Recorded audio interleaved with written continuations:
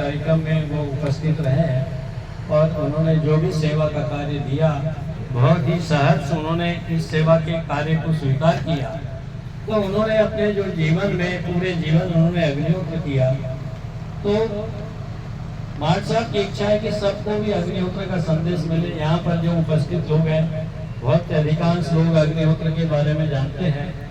अग्निहोत्र एक ऐसा यज्ञ है छोटा सा जो नित्य सूर्य उदय सूर्यास्त में किया जाता है। आप साथियों सब जानते हैं कि अग्निहोत्र से अश्वमेघ तक तरह तरह के यज्ञ होते हैं और सब जितने यज्ञ दुनिया में होते हैं वो उन सारे यज्ञों की पूर्णाहुति होती है। अग्निहोत्र एक ऐसा छोटा सा यज्ञ है जिसकी कोई पूर्णाहुति नहीं होती है और जीवन अंत के साथ ही तो पूर्णाहुति होती है। तो ये ऐसा यज्ञ है जैसे आज हम गरुड़ पुराण या इसके बारे में सुनते हैं तो गरुड़ पुराण में पूरा उल्लेख अग्निहोत्र के ऊपर है। सारा अग्निहोत्र अथ से इति तक अग्निहोत्र का उल्लेख है। भगवत गीता में एक पूरा अध्याय अग्निहोत्र के ऊपर है, लेकिन हम लोगों को सही तरीके से सही रूप में जानकारी नहीं है। आप ये जानते हैं कि हम लोग जब किसी की मृत्यु हो जाती है तो उसकी जो पिंडदान की जो क्रिया या जो भी क्रिया होती है उस क्रिया में जब जाते हैं तो आज के न वैसे कोई पंडित पुरोहित रहे हैं और ना ही वैसे लोग हैं। तो उनसे ये पूछा जाता था कि क्या मृतक ने अपने जीवन में अग्निहोत्र रखा कि नहीं। यदि अग्निहोत्र नहीं रखा होता है तो प्रायश्चित करना होता है और आज हम प्रायश्चित विधि करते हैं। अग्निहोत्र किसी ने किया नहीं होता और गोदान भी किया जाता है। गोदान क्यों, और भी दान हो सकते थे लेकिन गोदान ही क्यों? क्योंकि अग्निहोत्र में गाय के घी की और गाय के गोबर के कंडे की आवश्यकता होती है। बिना गाय के अग्निहोत्र नहीं हो सकता। जैसे कहते हैं कि वेतरणी पार यानी गौ की पूंछ पकड़कर वेतरणी पार कर सकते हैं। तो वेतरणी क्या है? ये जीवन, ये भव सागर जो है ये वेतरणी है। और गाय की पूंछ अर्थात गाय से मिलने वाले जो पदार्थ हैं, गाय का गोबर, मूत्र, दूध, दही, घी, ये सारे पंचगव्य में औषधि के गुण होते हैं और अग्निहोत्र के लिए गाय का ही घी चाहिए। तो ये गाय का घी में ऐसी ताकत है कि जो वातावरण को शुद्ध कर सकती है, जो तनाव, टेंशन, अशांति को दूर कर सकती है, ऐसे गाय के घी में पदार्थ है। इसलिए गौ माता है।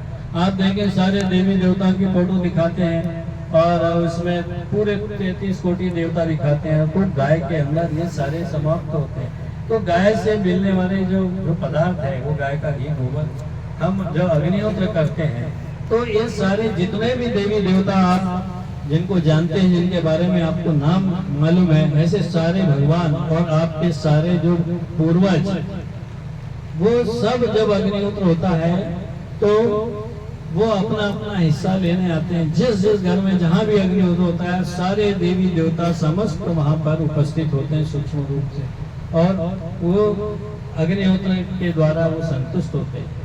तो ये अग्निहोत्र की जो छोटी सी क्रिया है ये हजारों वर्षों से लुप्त हो चुकी थी। महानुभाव श्री माधव जी पोद्दार साहब जिन्होंने इसका पुनरुज्जीवन किया 11 अक्टूबर सन 1959 को उन्होंने अपने गुरु के चरणों पर जल छोड़ते हुए प्रतिज्ञा की कि मैं वेदों का पुनरुज्जीवन कार्य निष्ठा के साथ करूंगा। और इसके परिणाम स्वरूप 22 फरवरी 1963 को इस अखिल भूमंडल पर 2500 वर्ष के बाद पहला अग्निहोत्र शुरू हुआ और आज विश्व के लगभग 150 देशों में अग्निहोत्र हो रहा है। और अग्निहोत्र से हम अपनी भौतिक, आध्यात्मिक, ये सारी जो प्रगति हम कर सकते हैं। आप जानते हैं कि राम का जन्म यज्ञ से हुआ। राम को विश्वामित्र जी यज्ञ की रक्षा के लिए ले गए। जब वो उनका राज्याभिषेक हुआ तो अश्वमेध यज्ञ कराया। पूरे जीवन में रामायण का नाम यदि यज्ञान कर दे, यज्ञ से परिपूर्ण था, ऐसा ही था। राम राज्य में घर घर अग्निहोत्र होता था। नाना हिता न अग्निर्यज्वा, अर्थात अयोध्या में कोई ऐसा घर नहीं था जहाँ अग्निहोत्र नहीं होता हो। राम राज्य जो था वो अग्निहोत्र राज था। दैविक दैविक भौतिकता पाए, यानी किसी भी तरह के दैविक भौतिक और शारीरिक कोई भी संताप कष्ट दुख नहीं होते थे, क्योंकि घर घर अग्निहोत्र होता था और शेर भेड़ बकरी एक घाट पानी पीते थे, क्योंकि उनमें आपसी वैमनस्य नहीं होता था।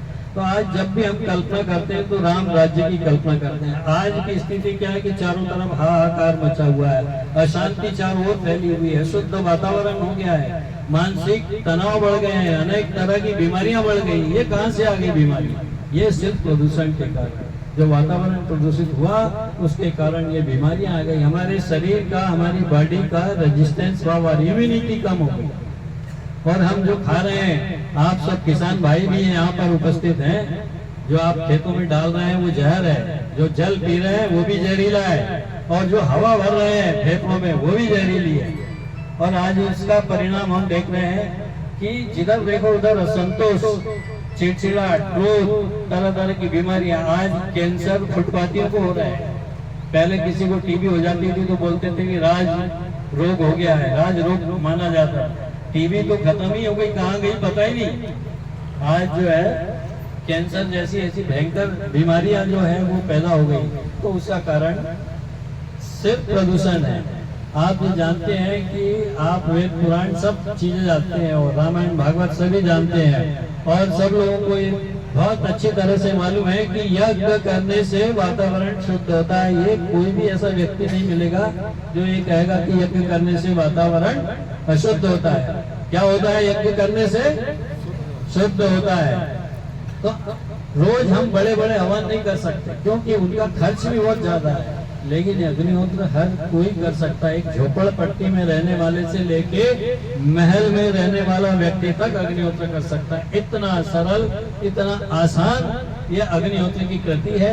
अग्निहोत्र करने के 5 ही नियम है, छठवां कोई नियम ही नहीं है। 5 नियम में पहला एक पिरामिड, ऐसा जो अभी आप पात्र हम आहुति दे रहे थे, ऐसा एक पिरामिड, ये तांबे या मिट्टी का हो।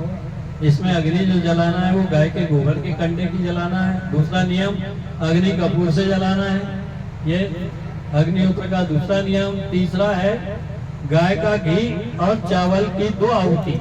चावल यानी अक्षत, साबुत साबुत, सैगे सैगे, पूर्ण पूर्ण, ऐसे चावल की केवल 2 आहुतियां गाय के घी और चावल की देना।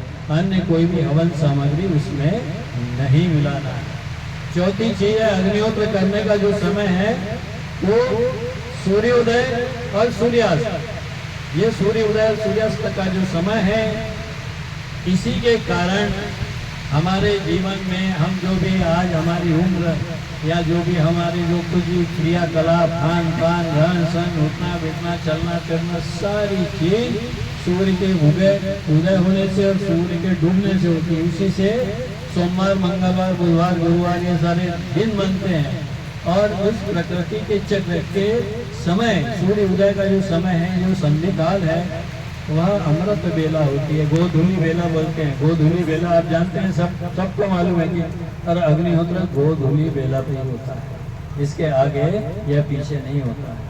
तो सूर्य उदय सूर्यास्त का जो समय है उस समय अग्निहोत्र किया जाता है। और अग्निहोत्र करने के लिए केवल 2 आहुतियां देंगे, केवल नाम मात्र की 2 आहुतियां। और इन 2 आहुतियों को देने में मुश्किल से 20-25 सेकंड लगते हैं, और आहुति भस्म होने